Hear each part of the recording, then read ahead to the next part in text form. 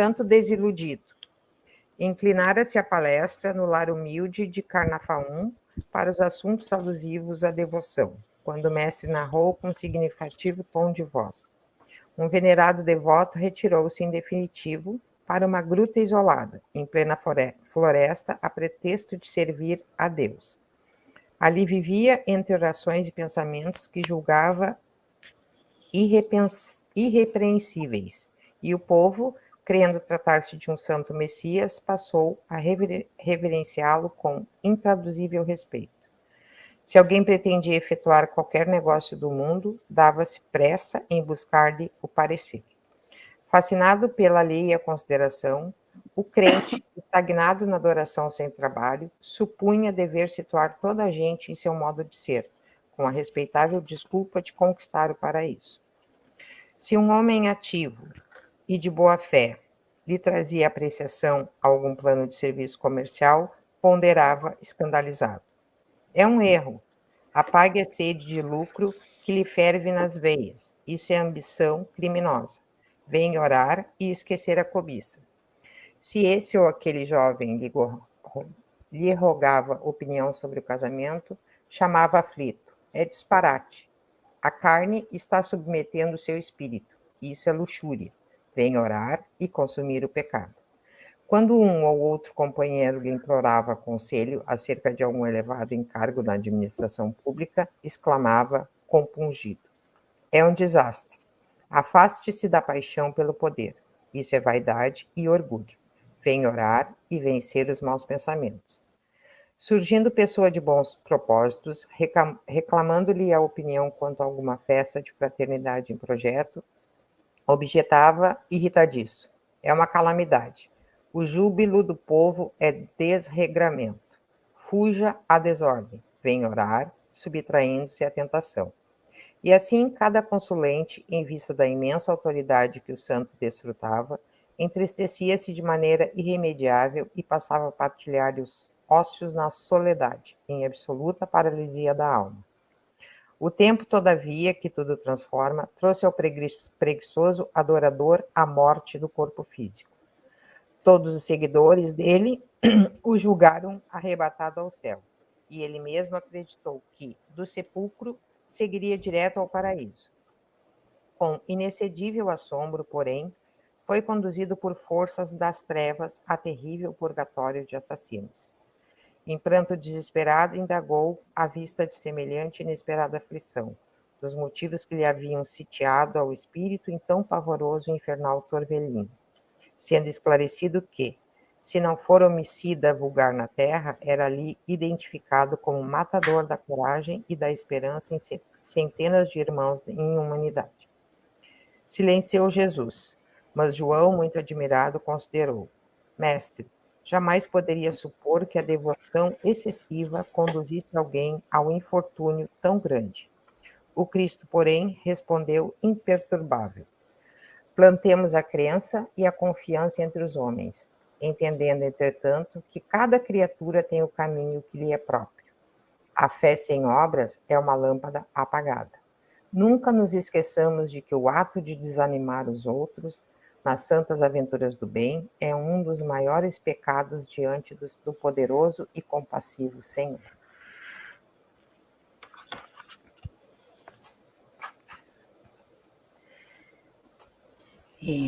Algum comentário? Essa última frase aí matou tudo. Até às vezes quando a gente tem dúvidas, né, gurias? Quando alguém, às vezes alguém pode... Lê essa última frase aí, Elia. A frase de Jesus, por favor. Plantemos a crença e a confiança entre os homens, entendendo, entretanto, que cada criatura tem o caminho que lhe é próprio. A fé sem obras é uma lâmpada apagada. Nunca nos esqueçamos de que o ato de desanimar os outros nas santas aventuras do bem é um dos maiores pecados diante do poderoso e compassivo Senhor. É o ato de desanimar, é isso que me chamou a atenção. O ato de desanimar é, às vezes, a gente mesmo se desanima. Sim. E às vezes a gente escuta dos outros a mesma coisa. Às vezes não são nem palavras, às vezes são atitudes das pessoas, que a gente sente que são, parece que é para desanimar a gente. Mas eu penso assim, às vezes, hoje é bem isso aí, assim, hoje eu estou passando por isso. Mas assim, eu sei que tem alguma coisa que pimenta por trás, né? Que tem a espiritualidade que às vezes não quer que aconteça.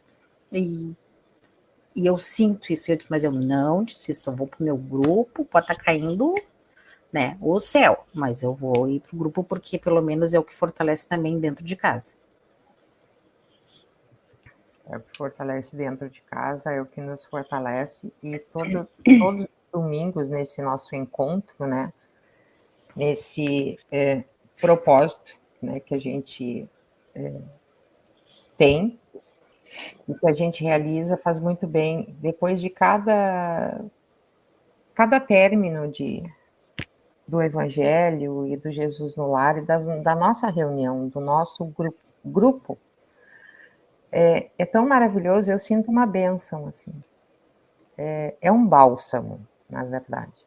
Que daí a gente, né, nós 5, a gente está, como se, como é que eu posso me expressar? Faltou a palavra. Mas a resposta, isso que tu está falando, ela tem exatamente nesse capítulo aqui que a gente estudou, que a gente vai ler depois para frente. Quando chegar nesse ponto, aí eu vou sinalizar para você, se a gente conseguir chegar até lá, né? Porque tem bastante coisa para a gente falar.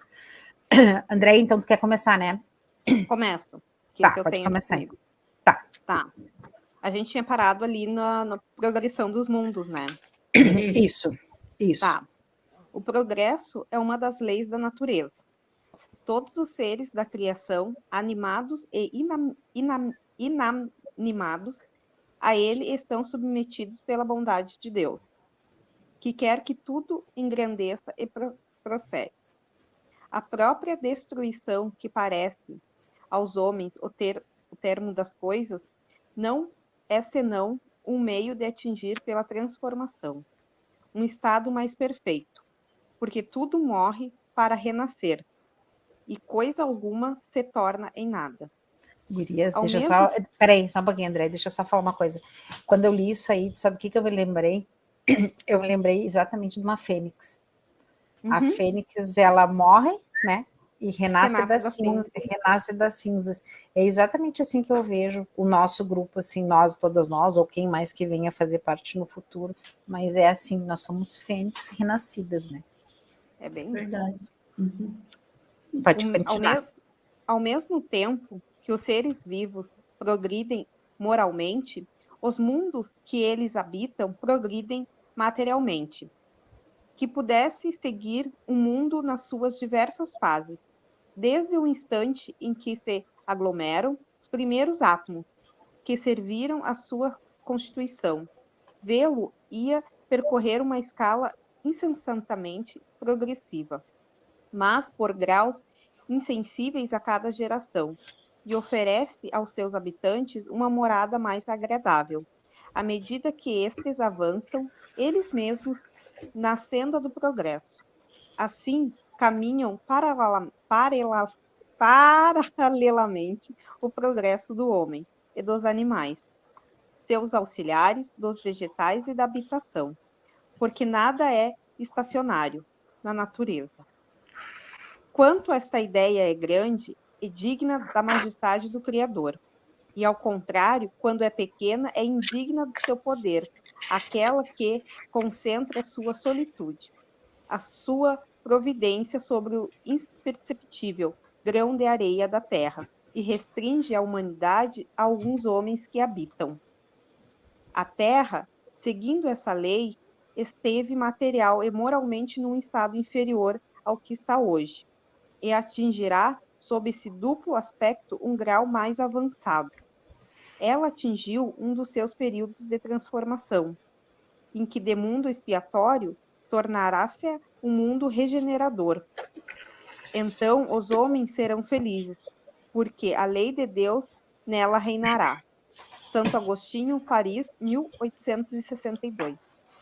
Gurias, vocês lembram que naquele dia a gente perguntou, a gente fez a pergunta, né? se era um mundo de regeneração, se a gente ia chegar nesse ponto, tá aí a resposta, né? Aqui é a resposta. Tá aqui a resposta, para ver como a gente, às vezes, a gente Até marquei o parágrafo, porque me chamou bastante atenção, e eu me lembrei da Karen, né? Ela nos falou, é bem isso mesmo. É bem isso aí. Muito obrigada, dona Karen, pelos seus esclarecimentos.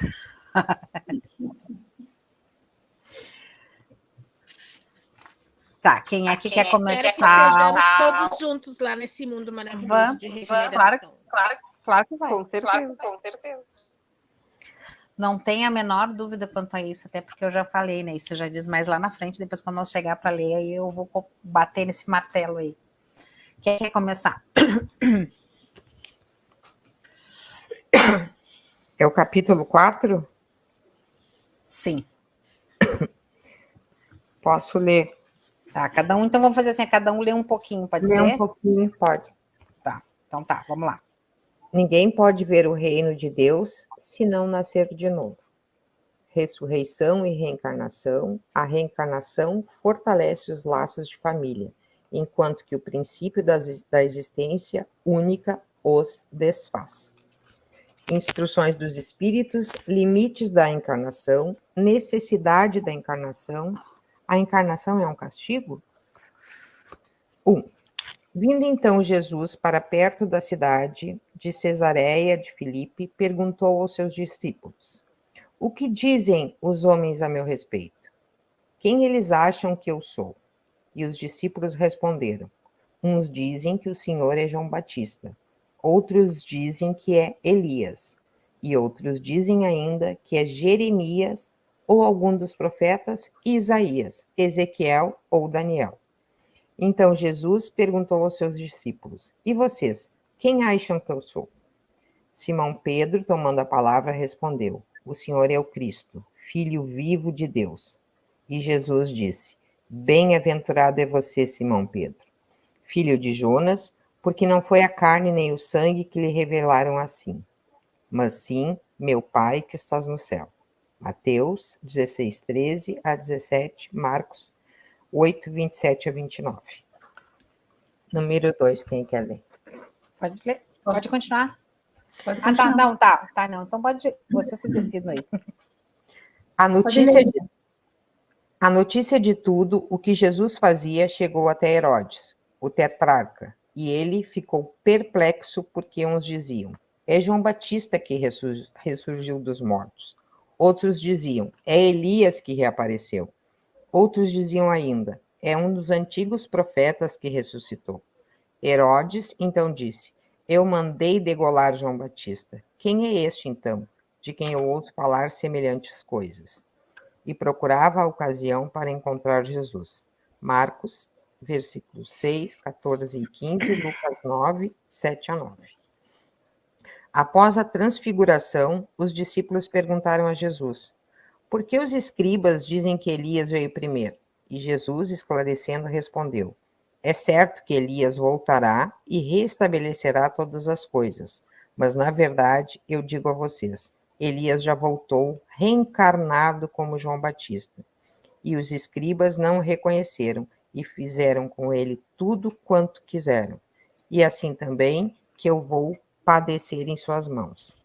Os discípulos, então, compreenderam que era João Batista que Jesus estava falando, ou seja, João Batista era Elias reencarnado. Mateus, capítulo 17, versículo do 10 ao 13, e Marcos, capítulo 9, 10 a 12. É o mesmo que fizeram com Elias, ele já sabia, né? É o que fizeram com Elias. João Batista, Elias veio de novo como João Batista, não escutaram ele porque precederam Jesus, e Jesus também afirmou que eles fariam o mesmo com ele. Uhum. Ou seja, o ser humano, com perdão da expressão, é muito burro e ignorante, né? Porque teve 3 avisos, além dos avisos já vieram outros, né, anteriores a esses, e realmente não se deram conta, né? Quem aqui quer ler Ressurreição e Reencarnação? Gente, eu não quero ler porque a minha luz está muito baixa, muito ruim. Tá, eu leio então. Tá. Tá, eu vou ler então. Ressurreição e Reencarnação. A reencarnação fazia parte dos dogmas judaicos sob o nome de ressurreição. Somente os saduceus, que pensavam que tudo acabava com a morte, não acreditavam nela. As ideias dos judeus sobre esse assunto e sobre muitos outros não estavam claramente definidas, pois apenas tinham noções vagas e incompletas sobre a alma e sua ligação com o corpo. Acreditavam que um homem que viveu podia reviver sem entender, entretanto, de que modo isso podia acontecer. Designavam pela palavra ressurreição o que o Espiritismo chama mais apropriadamente de reencarnação. De fato, a ressurreição supõe um retorno à vida do corpo que está morto, o que a ciência demonstra ser materialmente impossível, porque os elementos deste corpo estão desde há muito tempo desintegrados na natureza. A reencarnação é o retorno da alma ou espírito à vida corporal, mas em um outro corpo, formado novamente para ele, e que não tem nada em comum com o que se desintegrou. A palavra ressurreição podia assim se aplicar a Lázaro, mas não a Elias, nem aos outros profetas. Se, portanto, conforme se acreditava, João Batista era Elias. O corpo de João não podia ser o de Elias, porque João tinha sido visto desde criança e sabia-se quem era seu pai e sua mãe. João, portanto, podia ser Elias, reencarnado, mas não ressuscitado. Algum comentário quanto a isso, Gurias? Alguma dúvida quanto a isso? Tranquilo para mim. Mas tu vê como é que é, né? Eles acreditavam na ressurreição, ou seja, na ressurreição, na reencarnação, né? Para eles na época era a ressurreição, mas eles não sabiam como funcionava, né? Eles já tinham isso com eles, né? Confundiam o corpo com o espírito, né? Exatamente, porque eles achavam que iam voltar, e isso é muito do que ainda se fala, alguns se falam ainda hoje, né? Que todos vão morrer e os mortos vão ressuscitar, né? Na verdade, eles não vão ressuscitar, né? Eles estão reencarnando. Tá, vou continuar então. Ora, havia um homem dentre os fariseus chamado Nicodemos, senador dos judeus, que veio à noite encontrar Jesus e lhe disse: Mestre, sabemos que vieste da parte de Deus para nos instruir como um doutor, pois ninguém poderia fazer os milagres que fazes se Deus não estivesse com ele.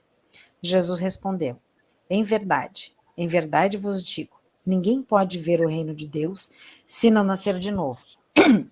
Nicodemos perguntou a Jesus: como pode nascer um homem que já está velho? Pode ele entrar no ventre de sua mãe para nascer uma segunda vez? Jesus respondeu: em verdade vos digo, se um homem não renascer da água e do espírito, não pode entrar no reino de Deus. O que nasceu da carne é carne, o que nasceu do espírito é espírito. Não vos espanteis se vos digo que é preciso que nasçais de novo.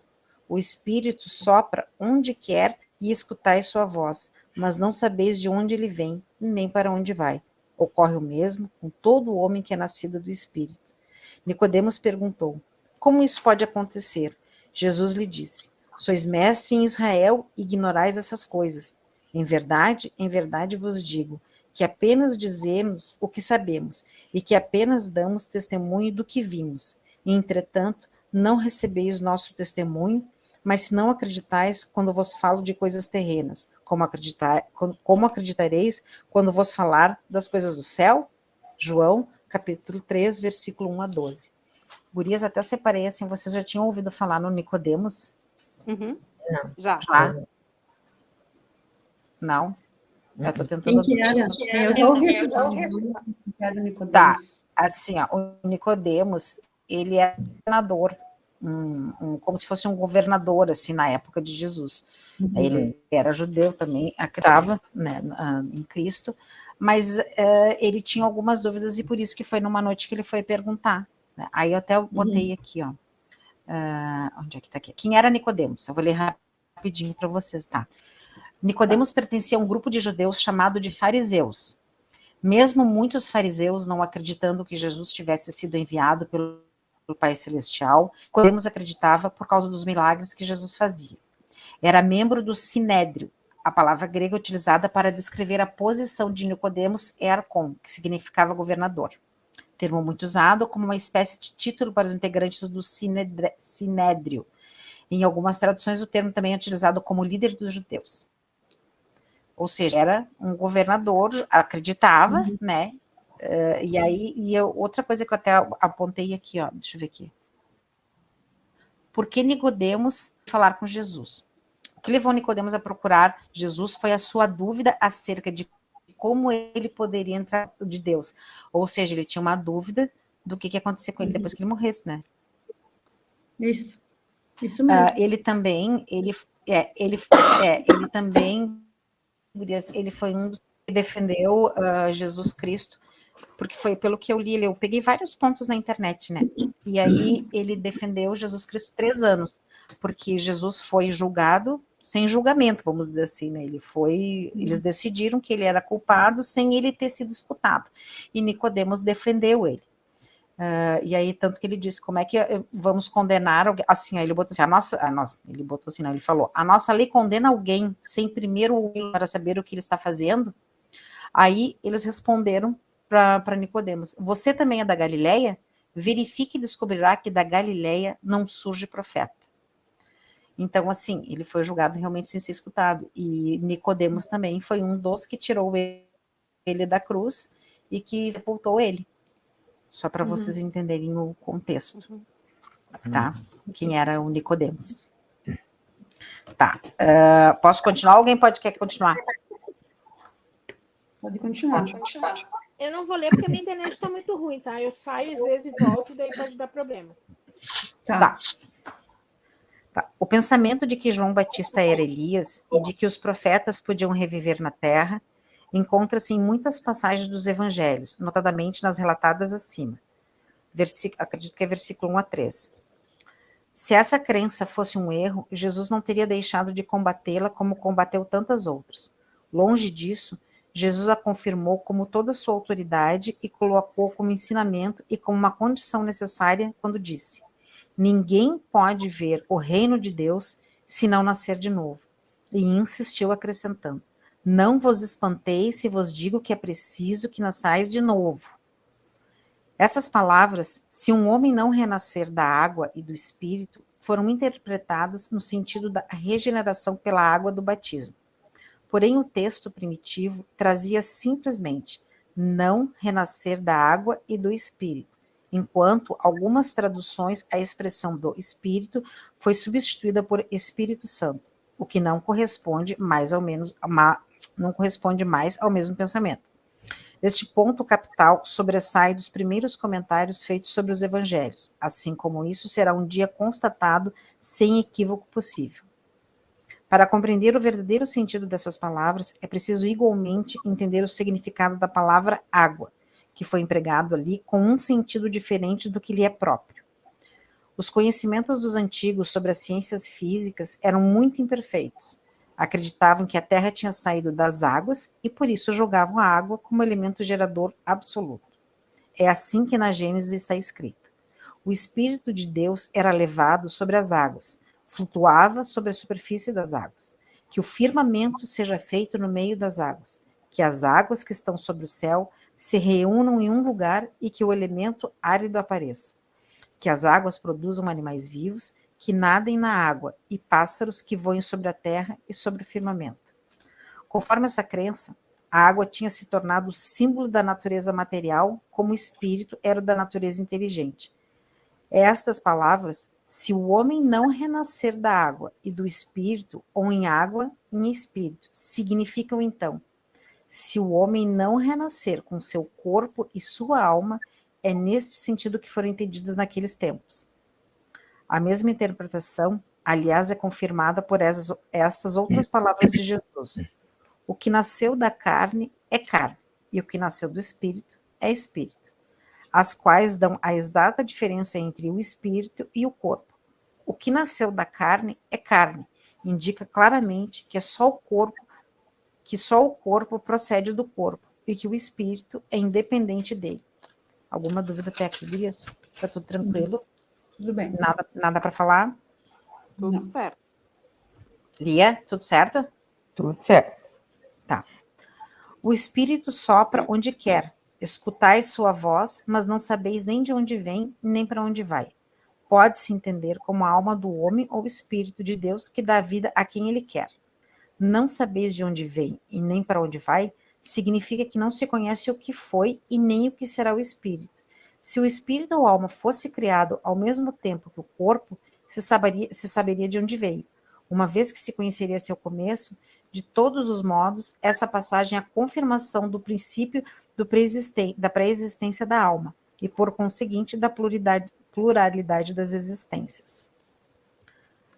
Acontece que desde o tempo de João Batista até o presente, o reino dos céus é tomado pela violência, e são os violentos que o arrebatam, pois todos os profetas e também a lei assim profetizaram. E se quereis entender o que vos digo, ele mesmo é o Elias, que há de vir. Ouça aquele que tem ouvidos para ouvir. Mateus, capítulo 11, versículo de 12 a 15.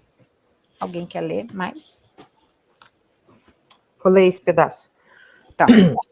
Se o princípio da reencarnação, expresso no Evangelho do apóstolo João, poderia ser interpretado em sentido puramente místico, o mesmo não acontece com essa passagem do apóstolo Mateus, que não deixa nenhuma dúvida quando diz: João Batista é o Elias que já veio. Nessa frase não há sentido figurado, é uma afirmação positiva. Desde o tempo de João Batista até o presente, o reino dos céus é tomado pela violência, que significam estas palavras se na ocasião em que Jesus as pronunciou. João Batista ainda vivia? Ele mesmo as explica dizendo: se querem compreender o que eu digo, João Batista é o Elias que já veio. Sendo João Batista o próprio Elias reencarnado, Jesus refere-se à época em que João Batista era Elias, deixando claro que ambos são o mesmo espírito em duas encarnações distintas. Até hoje, o reino dos céus é tomado pela violência. Nessa passagem, Jesus refere-se à violência da lei de Moisés, que determinava o extermínio dos infiéis para que os hebreus ganhassem a terra prometida, verdadeiro paraíso para eles. Pelo ensinamento de Jesus, o reino de Deus não é propriedade de um único povo, mas herança de todos quantos amem a Deus e ao próximo. Assim, Jesus estabelece uma nova lei, segundo a qual se obtém o céu pela caridade e pela brandura, e não mais pela violência. Espera aí só um pouquinho. Pelo que eu entendi, Gurias, e eu acho que a gente até podia uma hora se aprofundar nisso, as leis de Deus foram os 10 mandamentos, certo? Que foi as que foram escritas na pedra, que Moisés recebeu. Quando Moisés desceu, foi do Monte Sinai, ele viu o povo dele completamente enlouquecido, que eles adoravam um cordeiro, se eu não me engano, né? Então, eles criaram leis, eles tiveram que criar outras leis, para que fosse a coisa mais rígida, né? E aí, por isso que são essas leis violentas que eles falam. Que aí seriam os infiéis, seriam mortos, né? Pode continuar, Liamara. Depois, Jesus acrescenta: que ouça aquele que tem ouvidos para ouvir. Essas palavras foram muitas vezes repetidas por Jesus, pois ele sabia que nem todos tinham condições de compreender que João Batista era Elias reencarnado. O conhecimento espiritual naquela época ainda era muito pequeno, e somente alguns poderiam compreender certas verdades.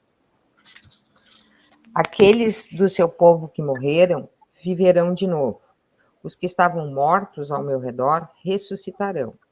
Despertem do seu sono e cantem louvores a Deus. Vocês que habitam no pó, pois o orvalho que cai sobre todos é um orvalho de luz. E porque vocês arruinarão a terra e o reino dos gigantes. Isaías, capítulo 26, versículo 19. Essa passagem do profeta Isaías, aqueles do seu povo que morreram viverão de novo, é também muito clara sobre a sobrevivência do espírito após a morte. Se após a morte os espíritos fossem levados a um lugar e lá permanecessem para sempre, o profeta teria dito: ainda vivem. Porém, ao dizer que viverão de novo, significa que terão que voltar a viver, e isto só pode ser pela reencarnação. Se o ensinamento do profeta Isaías, viverão de novo, fosse entendido, e o sentido de que o espírito não precisa reencarnar, ele seria um contrassenso, pois ao não reencarnar, o espírito teria sua vida interrompida. Entendendo o ensinamento, viverão de novo, como a necessidade de que o espírito possui de reencarnar, o profeta, além de colocar um fim ao princípio das penas eternas, ainda afirma que todos os que estão mortos reviverão, o que oportuniza ao espírito a sua recuperação moral através das sucessivas reencarnações. Que interessante isso. É bem como, então, digamos, os nossos amados, né? Que vieram e ficaram pouco tempo, a Isabela, menor tempo, né? E os outros todos jovens, na verdade, né? Mas a Isabela melhor.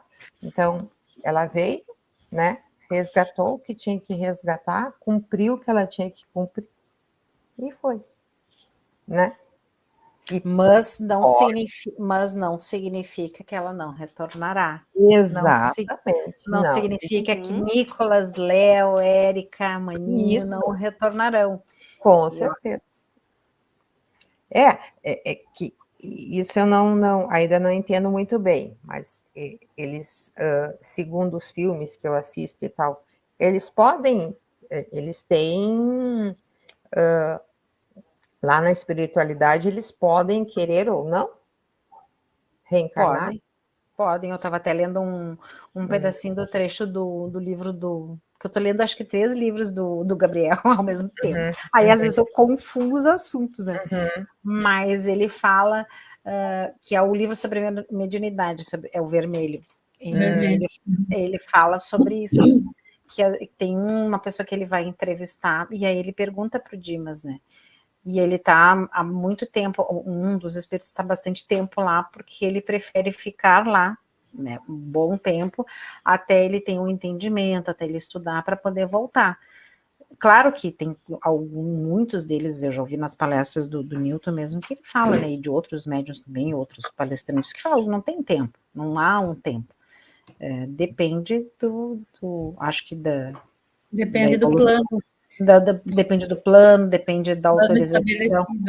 A progressão dele. O que eu estudei, que eu estou estudando lá, às vezes assim, ó, tu tem uma reencarnação compulsória.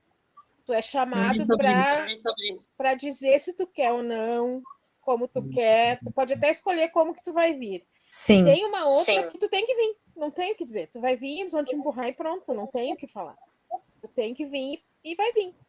Então, assim, às vezes tu vem não da forma como tu queria, não como tu queria, tu vem com alguma doença, tu vem já sofrendo, mas tu tem que vir passar aquele período aqui para, né, terminar o que realmente precisava. E daí pode ser que na próxima tu já venha como tu queria. Então, assim, e a gente reencarna milhões de vezes, né? Lá eles falam muito, a gente ri bastante, assim, porque eles assim, eu olho para vocês e vejo. Tu aí, ó, foi lá no Joana Dark, ó, queimou as mulheres tudo lá, quebrou todo mundo, pegou as bruxas. E eles falam bastante assim, agora vocês estão no melhor momento. A gente está sempre no nosso melhor momento.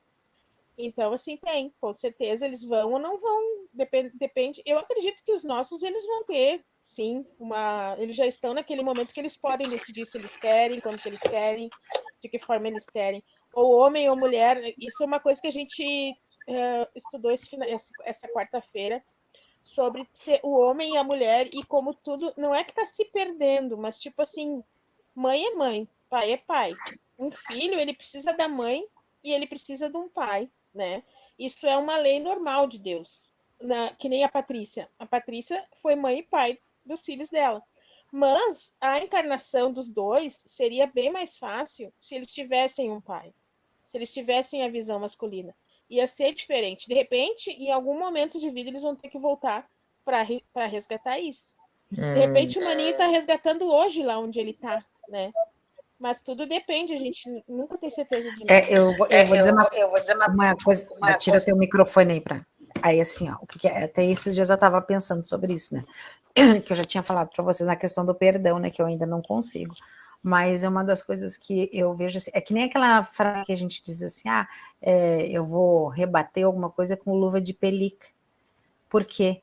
porque nessa encarnação ele veio, o Elias pai veio para ser o pai, né? Ele se propôs a isso, o humano veio se propondo a ser naquela família, naquele seio familiar, mas o Elias não resgatou o que ele tinha para resgatar, o pai, né? Quando eu falo Elias é pai, viu? É o pai.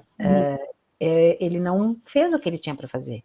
E hoje na espiritualidade, quem é que apoia ele? É o maninho que apoia ele. Maninho que traz ele junto.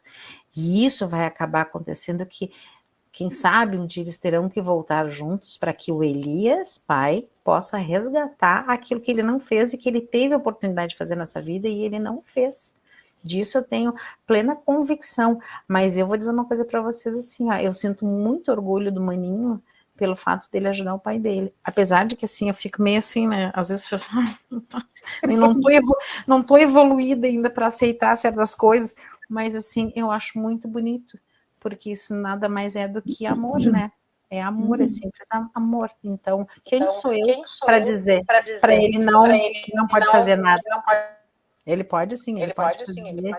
Paty, e talvez seja até uma coisa para ti mesmo evoluir, né? Sim, pra ti exato. mesmo conseguir entender o que aconteceu aqui, o que tu teve que te esforçar aqui para criar os dois, e agora tu tá conseguindo ter esse discernimento e essa visão, não sei como dizer, essa visão, o maninho tá conseguindo te mostrar e que talvez tu também precisasse resgatar alguma coisa.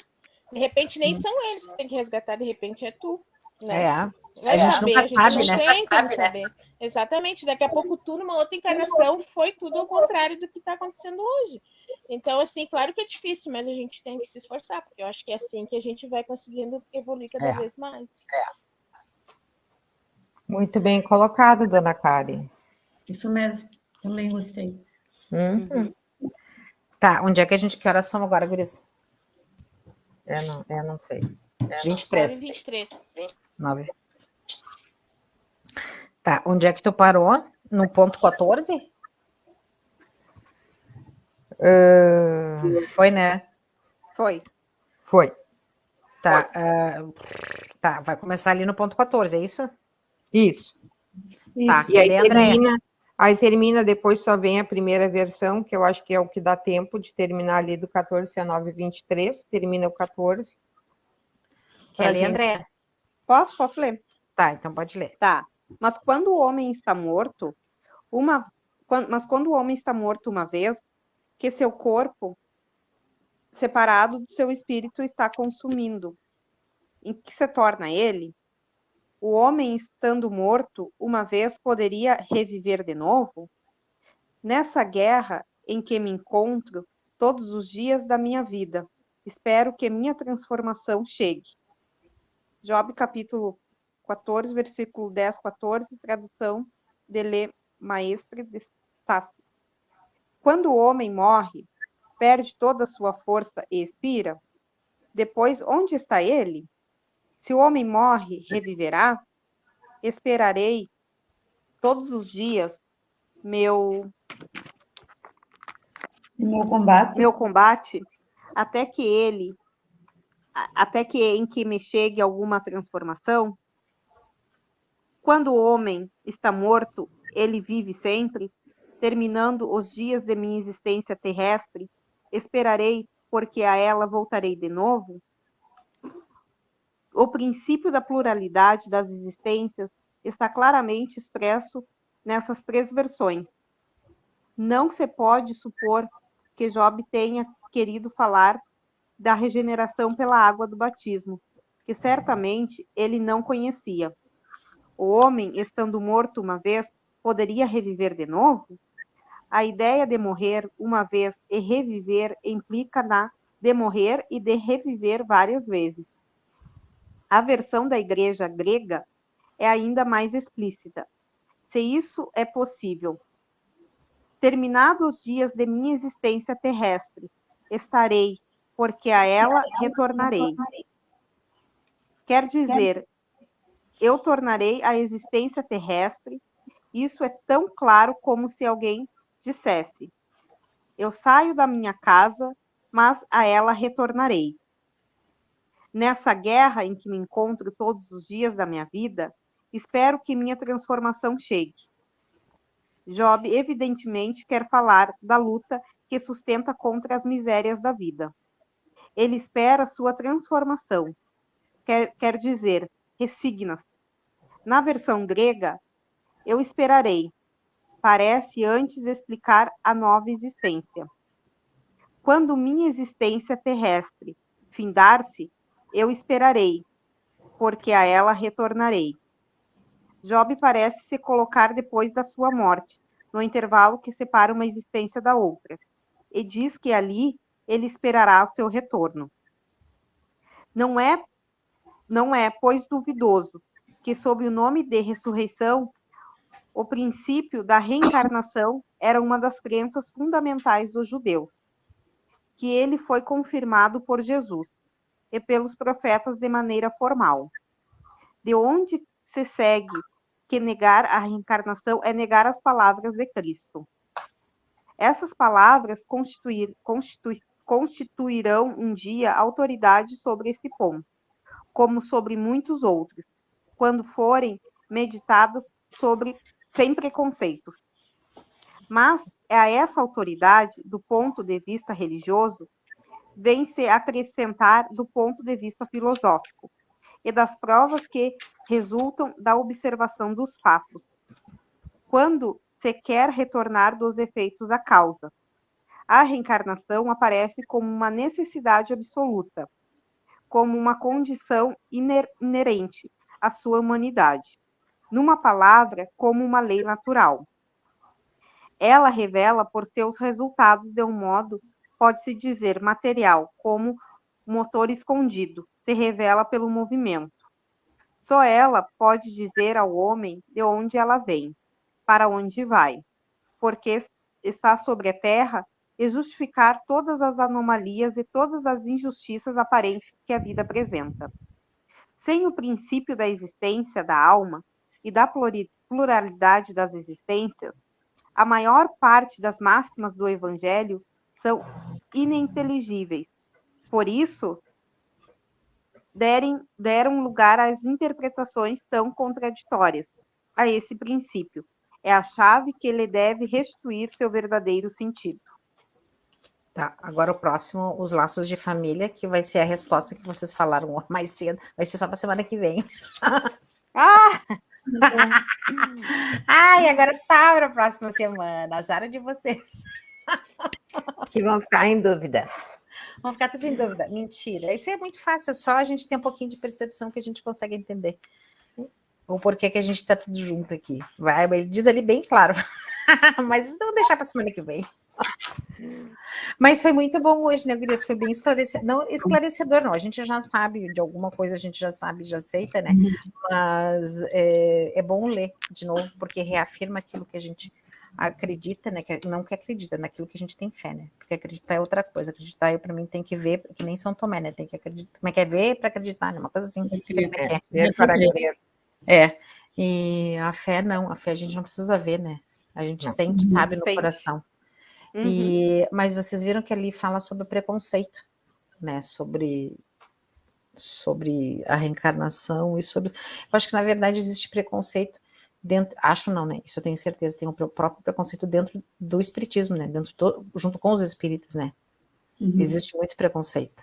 Existe até uns que não gostam dos outros e assim vai, né? Então, não é só o preconceito dos de fora, daqueles que não acreditam.